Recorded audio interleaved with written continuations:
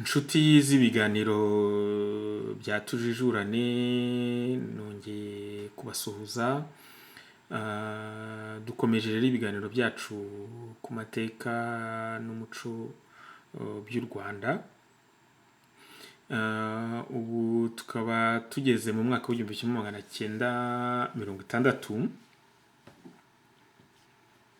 Niba mubyibuka neza muri tujijurane nimero 20, nibwo twabonye raporo n'igenzura byakozwe ku mvururu zabaye mu Rwanda kuva ku itariki ya mbere, zakomeye mu Rwanda kuva ku itariki ya mbere z'ukwezi kwa 11 kugera ku itariki ya 14.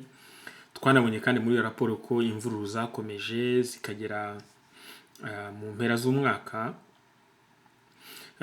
Ubu rero iyi akaba ari raporo y'umuryango y'igihugu cy'Ububiligi, nk'uko cyabigenzaga buri mwaka, cyakora umuryango w'abibumbye ku byerekeranye n'umwaka w'igihumbi kimwe magana cyenda mirongo itandatu, nk'uko mubibona hano.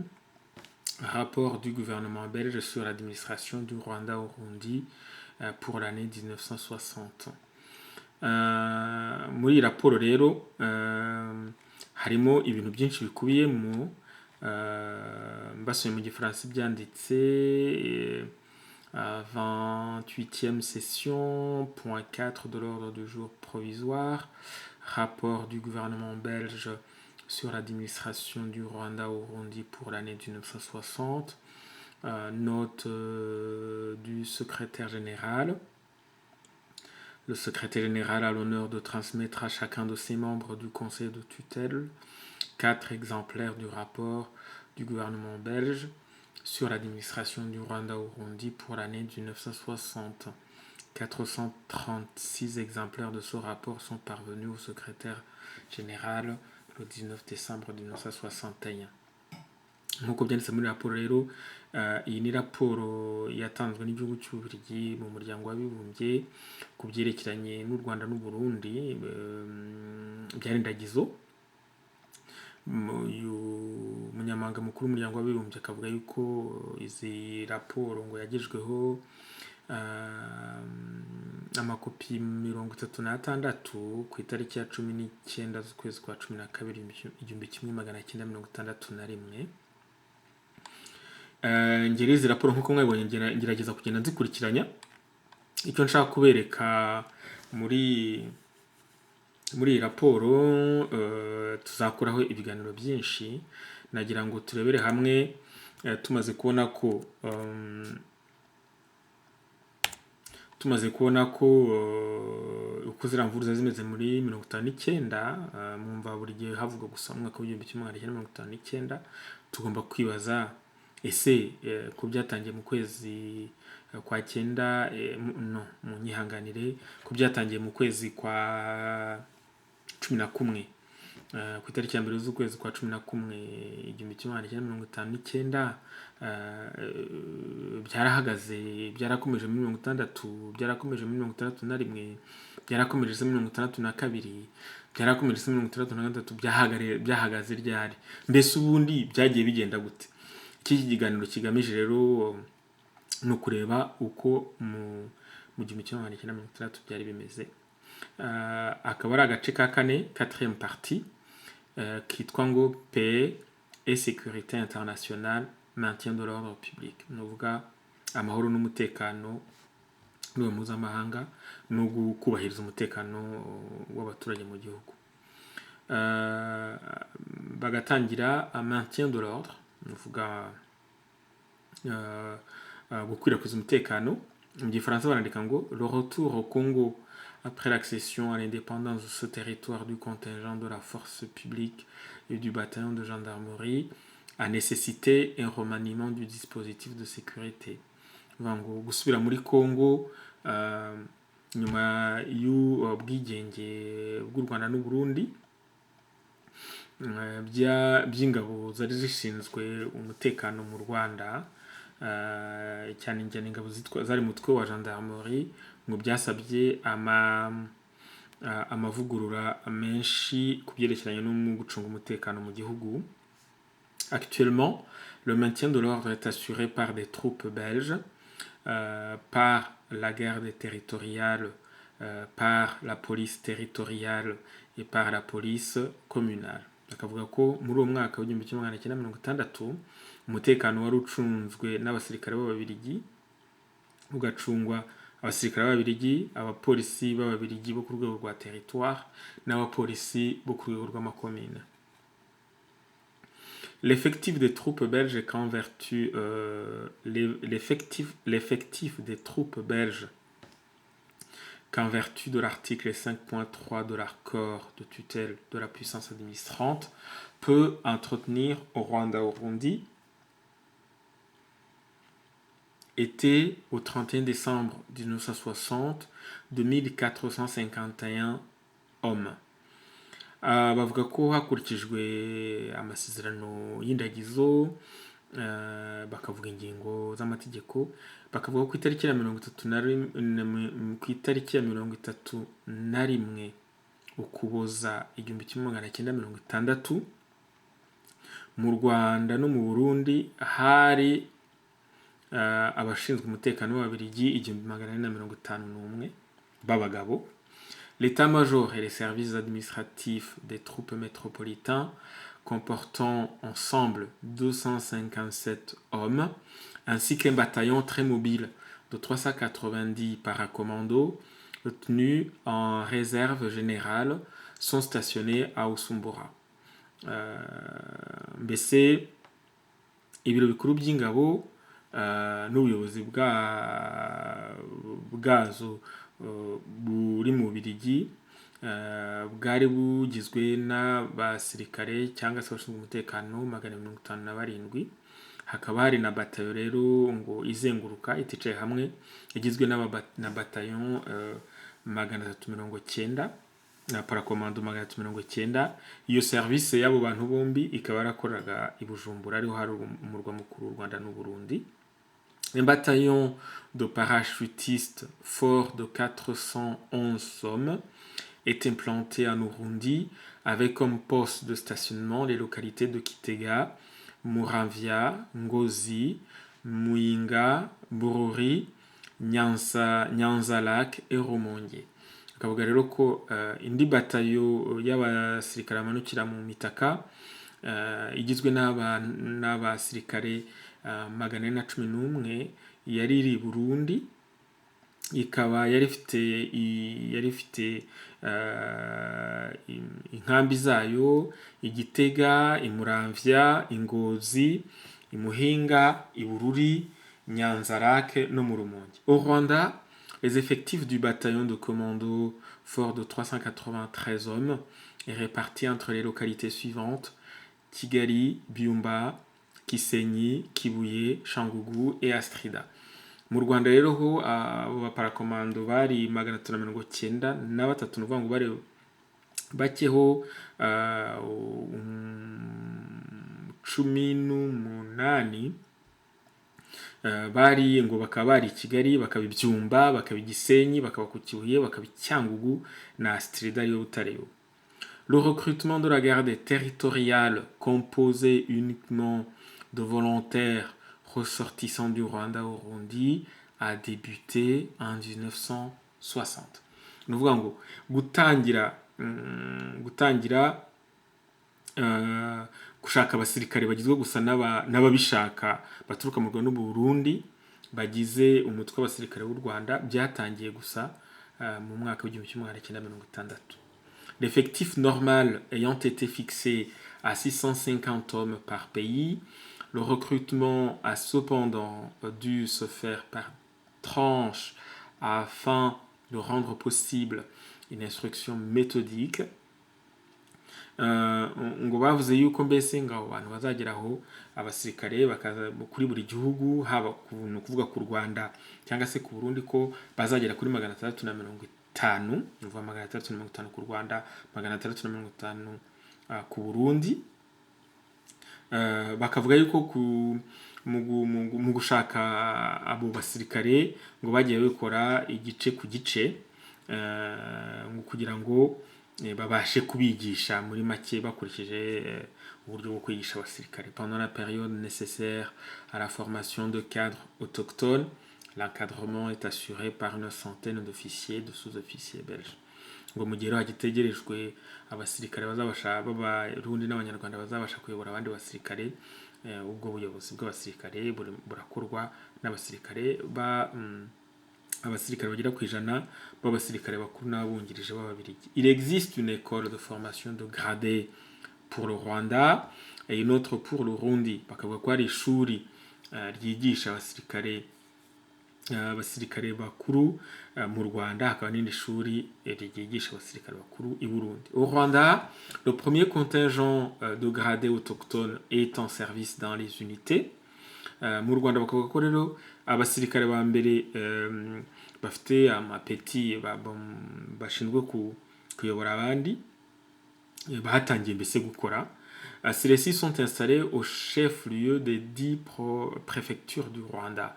L'instruction de base des 2 premières tranches de recrutement y est en fait terminée et la 3e tranche est à l'instruction à Kigali. Avuga rero ko mu Rwanda abasirikare bashinzwe kuyobora abandi batangiye gukora akazi kabo igice cya mbere, aba bakaba bari ku mirwa mikuru y'amaprefecture, hanyuma kwigisha bakavuga yuko igice cya mbere n'icya kabiri cyarangiye, hakaba harimo higa igice cya gatatu ari kigira i Kigali. En Burundi, le recrutement a été poussé moins rapidement. En fin d'année, la situation s'y présentait comme suit: une compagnie à Usumbura, une compagnie à Kitega, un peloton à Bururi et une école à Usumbura. Bavuga ko ku Burundi kwigisha abasirikare bayobora abandi byatinzeho gake, abako nyuma y'uwo mwaka wa 60 bakavuga yuko hari kompanyi y'abasirikare Usumbura, akaba ni kompanyi Gitega, akaba na peloton i Bururi n'ishuri ryigisha abasirikare Usumbura. Quant à la police territoriale, son effectif au 31 décembre 1960 était de 1200 unités, comprenant, outre les agents de police et le personnel auxiliaire administratif, 150 élèves policiers à l'école de police de Sumbura, 150 élèves policiers à l'école de police de Ruhengeri et 30 candidats sous-commissaires de police adjoints qui suivaient des cours de formation spéciale. Ku byerekeranye rero na polisi ya buri gihugu, ni ukuvuga ngo ku itariki ya 31 Ukuboza 1960, uwo mutwe wa polisi wari ugizwe n'abantu 200,000 barimo abapolisi basanzwe n'abakozi babafasha, bakaba bagizwe n'abanyeshuri b'abapolisi 150 bari mu ishuri ry'abapolisi Bujumbura, hakaba n'abanyeshuri 150 abapolisi bari muri ishuri ry'abapolisi abapolisi mu Ruhengeri, hakaba n'abakandida 30 mbese babigira igrade ry'abungirije abakomiseri ba polisi.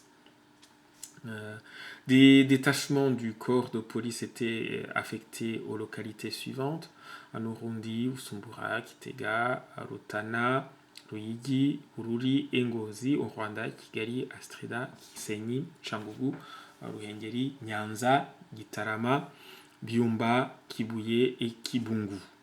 Bakavuga rero ko iyo mitwe y'abapolisi Burundi yari iri i Bujumbura, Gitega, Irutana, Ruyigi, Ibururi n'Ingozi. Bakavuga ariko mu Rwanda ko iyo mitwe y'abapolisi yari iri i Kigali, ikaba Strida, ikaba ku Gisenyi, ikaba Cyangugu, ikaba mu Ruhengeri, ikaba Nyanza, ikaba Gitarama, ikaba Ibyumba, ku Kibuye ndetse n'Ikibungu. Ces détachements sont placés sous le commandement de l'administrateur du territoire, assistés dans cette tâche par des commissaires de police recrutés dans le cadre de la police métropolitaine. Une ordonnance du 6 janvier 1958 fixe le statut des policiers. Par ailleurs, des corps de police communale d'importance variable participent également en maintien de l'ordre. Bakavuga ko rero abo bapolisi bose bakuriwe na administrateur wa territoire afashijwe n'abakomiseri de police bashatswe mbese mu bayobozi bakuru ba police ku rwego rw'Ububirigi. Bakavuga ko hari itegeko rero ry'urwego rw'Ububirigi ryo ku itariki ya 6 Mutarama 1958 rishyiraho urwego rw'abapolisi. Hanyuma bakavuga yuko urwego rw'abapolisi bo ku rwego rwa za commune rugenda mbese mu by'ukuri rutandukanye ukurikije amakomine ameze mu rwego mbese umubare wabo ugenda utandukana mu rwego rwo gucunga umutekano muri territoire ya Rwanda Burundi. L'ordre public en 1960. Mbese umutekano mu 1960 mu Rwanda mu Burundi. En 1960, l'ordre public n'a pas été troublé en Burundi. Mu mwaka w'igihumbi kimwe magana cyenda mirongo itandatu umutekano wo mu gihugu cy'u Burundi ntiwigeze uhungabana na rimwe. Par contre, au Rwanda, à la fin de l'année 1959, avait été marqué par de graves troubles. La tension entre les différents groupes ethniques est restée très forte. Ariko mu Rwanda, impera z'umwaka w'igihumbi kimwe magana cyenda mirongo itanu n'icyenda waranzwe n'imvururu hagati y'amoko. Mu mwaka w'igihumbi kimwe magana cyenda mirongo itandatu rero uwo mutekano muke warakomeje mu Rwanda. De nouveaux incidents endeuillèrent le pays du Rwanda, à peine émergé de la grande peur de novembre 1950. Hano bakavuga yuko hongeye kubaho izindi imvururu zarakomeje zikomeza kwica abantu mu gihe u Rwanda rwari rusohotse muri za mvururu zo muri kwezi k'Ugushyingo 1959.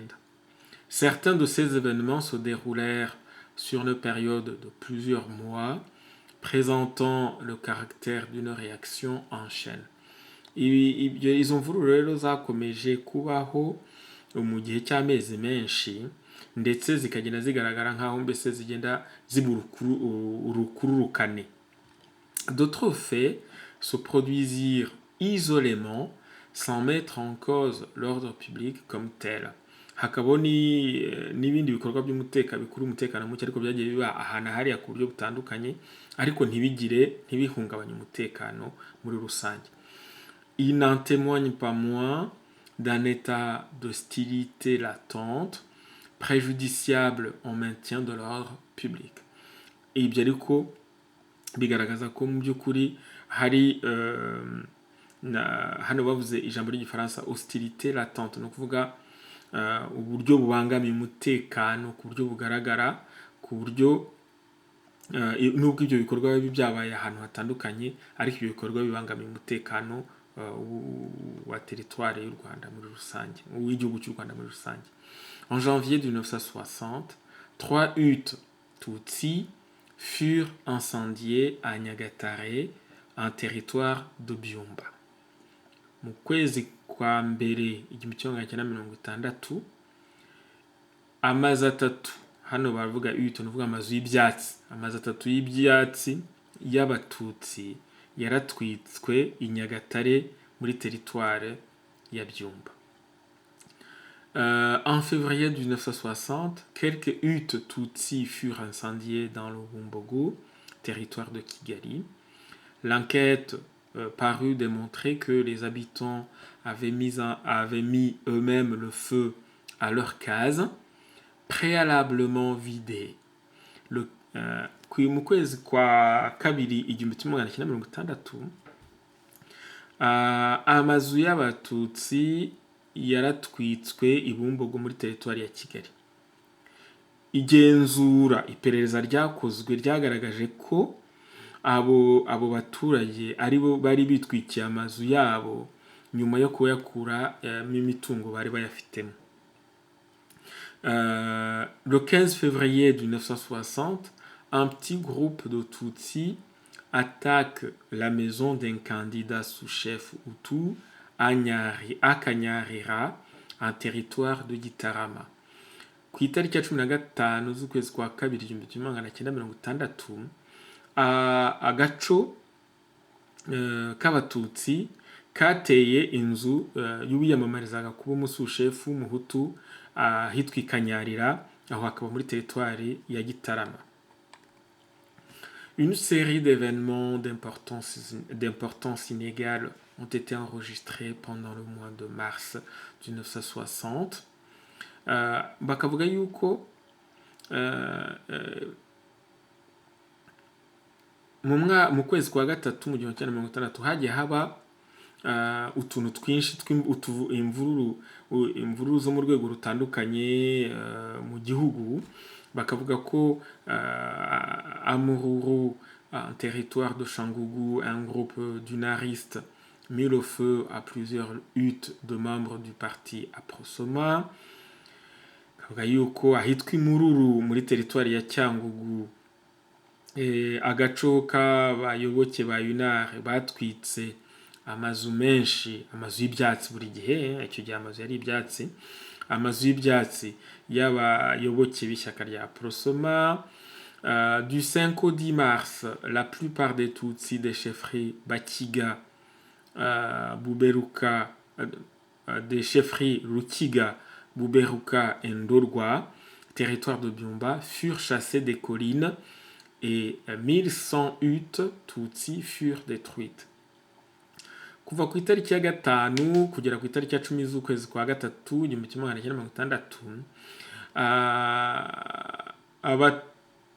abatutsi bo muri chefferie za Rukiga, za Buberuka na za Ndorwa ahari muri teritwari ya Byumba barirukanwe ku misozi, hanyuma amazu yabo, inzu z'ibyatsi, ni na mpamvu banazitwikaga ku buryo bworoshye, nuko mu Rwanda icyo gihe inzu zose zari ibyatsi hafi ya zose. Amazu 1,100 y'abatutsi yaratwitswe, arasenywa. L'intervention de la force publique fit un mort et plusieurs blessés. Hanyuma gutabara kwa polisi bikaba byarishe umuntu umwe bigakomeretsa n'abantu benshi. 700 réfugiés furent dénombrés. Hakaba impunzi zabaruwe zarageraga kuri 700. Le 17 mars 1960 à Karama, en territoire de Byumba, la force publique dispersa une bande de 30 Tutsis armés qui se préparaient à attaquer les Hutus. Ku itariki ya 17 z'ukwezi kwa gatatu 1960 i Karama muri teritwari ya Byumba, abashinzwe umutekano batatanyije agaco k'abatutsi 30 bari bitwaje intwaro biteguraga gutera abahutu. La chefferie de Bugoyi, en territoire de Kisenyi, connue également un moment collectif de la population hutu pourchassant des collines et des habitants tutsi. Chefferie rero y'Ubugoyi muri territoire ya Gisenyi nayo yagaragayemo cyane ko abahutu muri rusange bo muri ako gace ka Bugoyi, muri chefferie ya Bugoyi, bakwirakwiye ku misozi yose bahiga abatutsi barabirukana. Un cas mortel fut signalé, hakaba harapfuye mu muntu umwe. À Kingogo, toujours en territoire de Kisenyi, 20 huttes tutsis furent incendiées et des cas d'abattage de gros bétail furent constatés. I Kingogo naho muri territoire ya Gisenyi nyine, amazu 20 y'abatutsi yaratwitswe, hanyuma n'inka ziratemwa muri iyo Ikingogo nyine. Anduga, en territoire de Gitarama, de huttes de militants du Parme Hutu furent incendiées. Induga, muri territoire ya Gitarama, inzu 2 z'abayoboke b'ishyaka Parme Hutu zaratwitswe. Dans la région de Mushishiro, territoire de Gitarama, les cas de vol et d'abattage de bétail se multiplièrent. Mu gace ka Mushishiro muri territoire ya Gitarama hagaragaye ubujura no gutema amatungo byariyongereye. Ku itariki ya 13, le 13 mars 1960, à Rukoma, territoire de Gitarama, la force publique dut intervenir pour disperser le rassemblement de groupes hostiles, laissant 2 tués et plusieurs blessés. Ku itariki ya 13 z'ukwezi kwa gatatu 1960 i Rukoma muri teritwari ya Gitarama, abashinzwe umutekano bagombye gutabara, hanyuma batandukanya abantu benshi hanyuma batandukanya abantu benshi babarwanyaga, bicamo babiri, abandi benshi barakomereka. En territoire de Nyanza, les Hutus coupèrent plusieurs bananeraies. À Kigali, une bande de 200 Hutus venant du territoire de Byumba détruisit 50 cases de Tutsi. Muri territoire ya Nyanza, abahutu batemye imirima myinshi y'insina, hanyuma i Kigali uduco tw'abahutu bagera kuri 200 baturuka ibyumba basenye amazu y'abatutsi 50 i Kigali nyine. En mars 1960, à l'issue d'une importante réunion groupant les membres de la mission de visite des Nations Unies, les représentants du gouvernement, les leaders des partis politiques et l'Omwami du Rwanda, Kigeri Ndahindurwa, un protocole fut signé comportant l'engagement de renoncer à la violence, à la menace et au faux bruit. Mu kwezi kwa gatatu 1960, nyuma y'inama yahuzaga akanama k'umuryango w'abibumbye, abahagarariye ubutegetsi bw'Ababiligi, abayobozi b'amashyaka ya politiki mu Rwanda n'umwami Ndahindurwa, basinye amasezerano avuga ko abantu bose bagomba guhagarika ubugizi bwa nabi, guhagarika gutongerana ndetse no gukwirakwiza impuha. Après le refus du Mwami de discuter les propositions formulées le 24 mars 1960 par les 4 principaux partis politiques et destinées à restaurer l'ordre public, les positions seraient dire. Ngo nyuma rero yo kwanga k'umwami kuganira ku bitekerezo byari byatanzwe ku itariki ya 24 z'ukwezi kwa gatatu 1960 n'amashyaka ane yarakomeye mu gihugu, ibyemezo ibitekerezo byari bigamije kugarura umutekano mu gihugu, ngo mbese ubuhezanguni bwariyongereye kuri bose.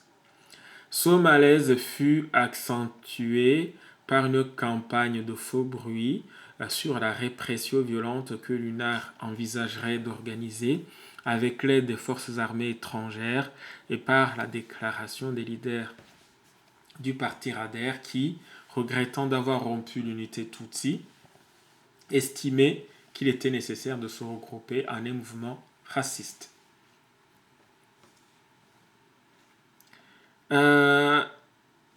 Iyo mimerere mibi y'umutekano mu gihugu yarushijeho kuba mibi, cyane cyane ko habayeho izenguruka ry'impuha zavugaga yuko ishyaka rya UNAR riteganya kwifashisha ingabo ziturutse mu gihugu cyo hanze, mbese zikaza kwihorera.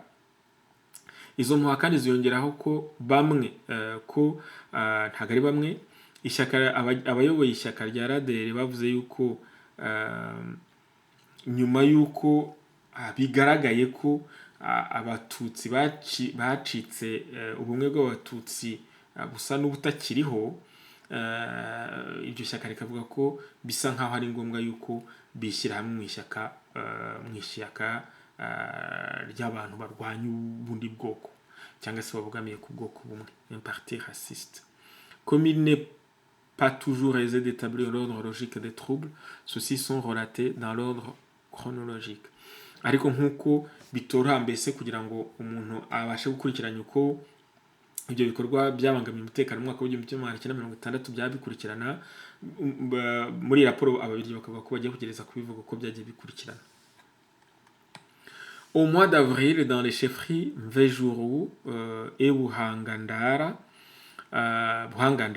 du territoire d'Astrida, après que deux Hutus furent attaqués par un groupe de Tutsis, plusieurs centaines de huttes Tutsis furent incendiées ou détruites. Mu kwezi kwa kane muri sheferi ya Mvejuru na Buhanga Ndara muri teritwari ya Astrida, amazu agera kuri abiri y'abahutu yaratewe n'abatutsi, hanyuma amazu arenga 100 y'abatutsi aratwikwa kandi aranasenywa. Quelques personnes furent légèrement blessées, abantu bamwe barakomeretse buke. Le 22 avril, 2100 des 3000 réfugiés avaient été réintégrés. Ku itariki ya 22 z'ukwa kane, abantu 2100 muri mu mpunzi 3000 bari barangije gusubizwa mu byabo naho bari batuye. Le 19 avril 1960 à Kigali, des bandes armées Tutsi attaquèrent des Hutus faisant 10 blessés. Ku itariki ya 19 z'ukwezi kwa kane 1960 i Kigali, uduco twitwaje intwaro tw'abatutsi twateye abahutu twica abantu 10. Au cours de l'intervention de la force publique, un toit fut tué. Hanyuma mu gihe abashinzwe umutekano bahageraga ngo bishe umutwa umwe. Le lendemain, le 20 avril 1960, 25 huttes Tutsi furent incendiées par les Hutus.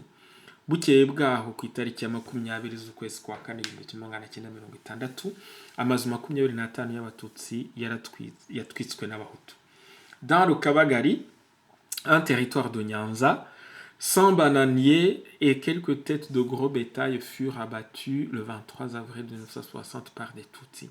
I Kabagari muri territoire ya Nyanza, imirima y'intoki zigera ku 100 n'inka zaratemwe ku itariki ya 23 z'ukwezi kwa kane 1960 bikozwe n'abatutsi.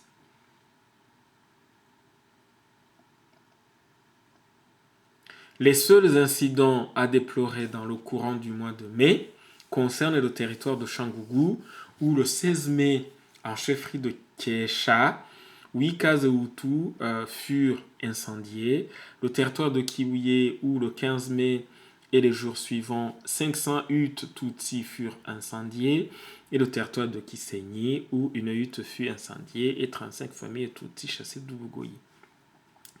Hano bakerekana izindi mvururu zagaragaye mu kwezi kwa gatanu, bikavuga ko muri uko kwezi nyine kwa gatanu icyangugu ku itariki ya 16 muri chefferie ya Kesha, amazu 8 y'abahutu yaratwitswe. Muri teritwari ya Kibuye ku itariki ya 15 z'ukwezi kwa gatanu n'iminsi yakurikiyeho, amazu 500 y'abatutsi aratwikwa. No muri teritwari ya Gisenyi, inzu imwe iratwitswe n'abatutsi 35 n'imiryango 35 y'abatutsi yirukanwa ibugoyi. Le 3 juin à Marangara, en territoire de Nyanza, une rencontre entre des groupes Hutus et Tutsi fit 10 blessés. Ku itariki ya 3 z'ukwezi kwa gatandatu 1960 i Marangara muri teritwari ya Nyanza, imirwano cyangwa se imishyamirano hagati y'abatutsi n'abahutu yatwaye abantu, yishe abantu 10. En territoire d'Astrida, à Bufundu, l'incendie le 6 juin d'une hutte Hutu provoqua une violente réaction en chaîne. Muri territoire ya Astrida i Bufundu, itwikwa ry'inzu y'umuhutu ryabaye ku itariki ya 6 z'ukwezi kwa gatandatu ryateye ubushyamirane bw'uruhererekane. Ku itariki ya 7 z'ukwezi kwa gatandatu, le 7 juin, 12 huttes Tutsi furent incendiées. Ku itariki ya 7 z'ukwezi kwa gatandatu, amazu 12 y'abatutsi yaratwitswe. causant la mort de 3 enfants. Hapfamo abana batatu. Les jours suivants, 1058 Tutsi furent incendiés et 4 Tutsi furent blessés. Iminsi yakurikiyeho amazu 1050 y'abatutsi yaratwitswe, hanyuma abatutsi 4 barakomereka. Suite à l'intervention des forces de l'ordre, 5 Hutus blessés furent hospitalisés et un grand nombre d'incendiaires fut arrêté. Hanyuma ngo abashinzwe umutekano bahageze, abahutu 5 barakomeretse, hanyuma umubare mwinshi w'abahutu barutwitsi barahagarikwa, barafungwa. On dénombrera 400 réfugiés, babaze impunzi zigera kuri 400. Le 11 et le 12 juin, 188 Tutsi furent incendiés. Ku itariki ya 11 n'iya 12 z'ukwezi kwa gatandatu, amazu 180 y'abatutsi yaratwitswe. Le 21 juin, un groupe de Tutsi armés attaqua un peloton de la force publique, blessant l'adjudant. Ku itariki ya 21 z'ukwezi kwa gatandatu, itsinda ry'abatutsi bitwaje intwaro bateye peloton y'abasirikare b'Ababiligi, hanyuma bakomeretsa umwajudant wari uyiyoboye. Le 22 juin, après avoir simulé de déposer leurs armes, un groupe de 200 Tutsis se rua sur les forces de l'ordre.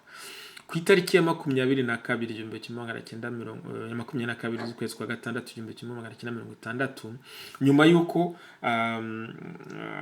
itsinda ry'abatutsi bagera kuri 200 ryitwaje intwaro ribeshye ryerekanye nk'aho rigiye gushyira intwaro hasi, hanyuma rigahita ritera mu buryo butunguranye, ryahise ritera ku buryo butunguranye abashinzwe umutekano. La riposte fit de 22 morts et 35 blessés. Hanyuma rero ngo kwirwanaho by'abashinzwe umutekano, mu kwirwanaho kw'abashinzwe umutekano hapfa abantu 22, 35 barakomereka. Le 24 juin, le chef d'un deuxième groupe armé de Tutsi vint se constituer prisonnier. Ku itariki ya 24, umushefu w'irindi tsinda ryitwaje intwaro ry'abatutsi yitanzeho, yaje kwitangaho nk'imfungwa, mbese aza kwiha abashinzwe umutekano. En territoire de Kigali, le 10 juin, 68 Tutsi furent incendiés. L'intervention des forces de l'ordre provoqua un blessé Hutu. Muri territoire ya Kigali ku itariki ya 10, amazu 60 y'abatutsi yaratwitswe, hanyuma abashinzwe umutekano bahageze bica umuhutu umwe. Le mois de juillet fut relativement calme. Des agressions et incendies sporadiques revêtant le caractère de représailles individuelles furent à regretter. Muri rusange ukwezi kwa karindwi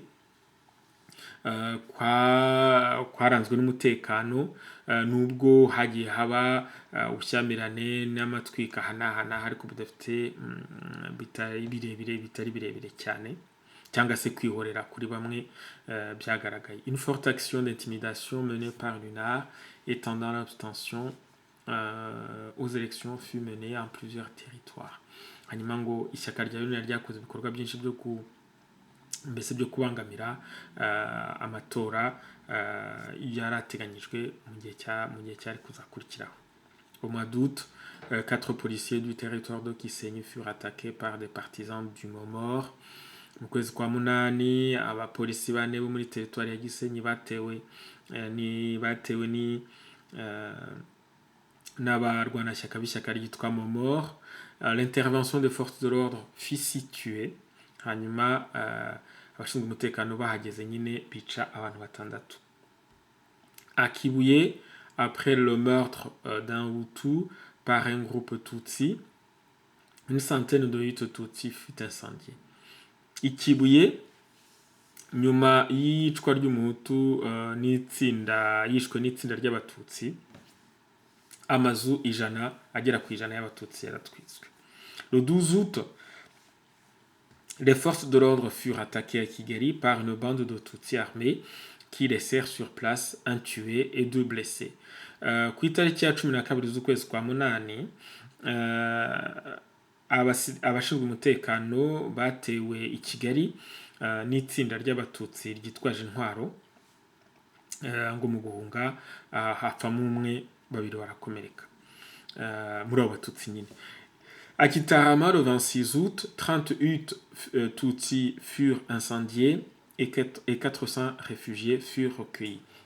Igitarama ku itariki 26 z'ukwezi kwa munani 1960, amazu 30 y'abatutsi yaratwitswe, hanyuma abantu bagera kuri 400 barahunga.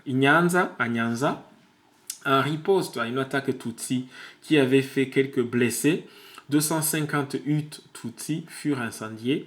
Il y eut 43 blessés, 3 Hutus et 2 Tutsis furent tués. I Nyanza, mu kwirwanaho, mu kurwanya igitero cy'abatutsi cyari cyakomerekeje abantu bake, amazu 250 y'abatutsi yaratwitswe, hakomereka abantu 43, abahutu 3 barapfa, abatutsi 2 barapfa. À Astrida, où la tension était toujours très forte, plusieurs heures entre des bandes de Hutus et Tutsis eurent lieu dans le courant du mois d'août. Muri Astrida rero ho naho ngo hari umutekano muke cyane, ngo hagiye haba ushyamirane bwinshi hagati y'abahutu n'abatutsi mu kwezi kwa munani. Au mois de septembre, au cours d'un de ces accrochages, 4 Hutus furent tués et une vingtaine d'autres blessés. Muri iyo mishyamirano yaberaga i Nyanza mu kwezi kwa 9, muri iyo mirwano yabaga hagati y'abahutu n'abatutsi, abahutu 4 barapfuye, abandi bagera kuri 20 barakomereka. La réaction Hutu provoqua l'incendie de 650 huttes et le massacre de 6 Tutsis. 1000 réfugiés furent dénombrés. Hanyuma rero ngo mu kwihorera abahutu batwika amazu 650, banica abatutsi 6, haboneka impunzi zigera ku gihumbi.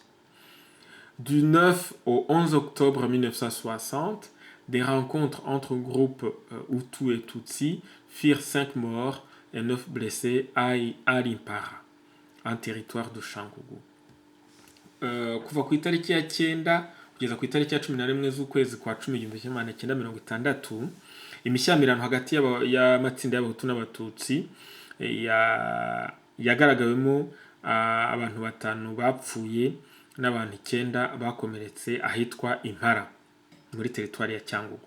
Le 11 octobre 1960, quelques huttes furent brûlées à la commune de Bwishaza en territoire de Kibuye. Ku itariki ya 11 z'ukwezi kwa 10 1960, amazu yaratwitswe muri commune ya Bwishaza muri territoire ya Kibuye. À Gitarama, le 8 octobre, des Tutsis assassinèrent le veilleur de nuit de la maison communale de Mugina. Hano baravuga ngo Gitarama ku itariki ya 8 z'ukwezi kwa 10, abatutsi bishe umuzamu warindaga ibiro bya commune ya Mugina. Ahangaro na muri ku ifoto, iyi ni ifoto y'abapolisi barimo bakora imyimenyerezo. À Astrida, les actes de violence continuèrent après l'attaque dont fut l'objet le bourgmestre de Churussi de la part de bandes de Tutsis. 408 Tutsis furent incendiés entre le 8 et le 14 octobre et 6 Tutsis furent tués. Et Astrida rero ubwo bushyamirane bwarakomeje, nyuma y'igitero cyakozwe kuri burugumestre wa Churussi cyangwa se Churussi, bikozwe n'abatutsi. Amazu agera kuri 400 yatwitswe n'abahutu, hagati y'itariki ya munani n'itariki ya 14 z'ukwezi kwa 10 abatutsi 6 basiga ubuzima. Hagati y'itariki ya 16 n'iya 17 amazu 80 y'abatutsi n'amazu 20 y'abahutu byaratwitswe Ikibungo muri territoire ahitwa Ikibungo muri territoire ya Astrida, et on découvrit les cadavres de 3 Tutsi et d'un Hutu. Hanyuma babonamo intumbi z'abatutsi 3 n'umuhutu. Du 18 au 24, de nouveaux accrochages entre deux bandes de Hutu et Tutsi eurent lieu. Hagati ya matariki ya 18 na 24 z'uko kwezi nyine muri territoire ya Astrida ngo habonetse ubushyamirane hagati y'amatsinda y'abahutu n'abatutsi, provoquant la mort de 2 personnes, ikaba yarahitanye abantu babiri. Environ 400 incendies furent enregistrés. L'intervention des forces de l'ordre provoqua la mort d'une personne. Environ 600 arrestations furent opérées. Amazu agera kuri 400 yaratwitswe, hanyuma abashinzwe umutekano bahageze hapfa umuntu umwe, hanyuma hafungwa n'abantu bagera kuri 600. Dans le courant des mois de novembre et de décembre, le calme était revenu dans tout le pays du Rwanda et aucun nouvel incident ne fut signalé. Bakavuga rero ko mu kwezi kwa 11 no mu kwezi kwa 12 umutekano wari waragarutse mu gihugu cy'u Rwanda ku buryo nta kindi gikorwa kibangamiye umutekano cyaba cyo gutwiga cyangwa se cyo bwicanyi cyagaragaye muri ayo mezi. Aucun effort ne fut épargné pour établir et maintenir l'ordre public et pour éviter que les incidents ne s'étendent. Ni ukuvuga ngo ko bakoze ibishoboka byose kugira ngo bakomeze umutekano kandi ibikorwa by'ubushotoranyi byo gukomeza. Les réfugiés furent accueillis dans les meilleures conditions possibles, et alors que sans désemparer l'autorité judiciaire poursuivait son action, une vaste campagne de réintégration et d'installation des réfugiés était entreprise. Rero ko impunzi zakiriye mu buryo bwiza bushoboka, kandi ko abashinzwe ubucamanza bakomeje gukora akazi kabo mu gihe abahunzi byabo batangiraga kubisubizwamo. Inshuti z'ibiganiro byacu rero ngira ngo mwiboneye ko imvururu twabonye zitangira mu kwezi kwa 11 1959, ngira ngo namwe murabyibonera uburyo zakomeje kandi zigakwira igihugu cyose, imirenge yose mu mwaka w'1960. Mbashimiye rero, tuzakomeza ubutaha tureba ibikubiye muri iyi raporo. Murakoze.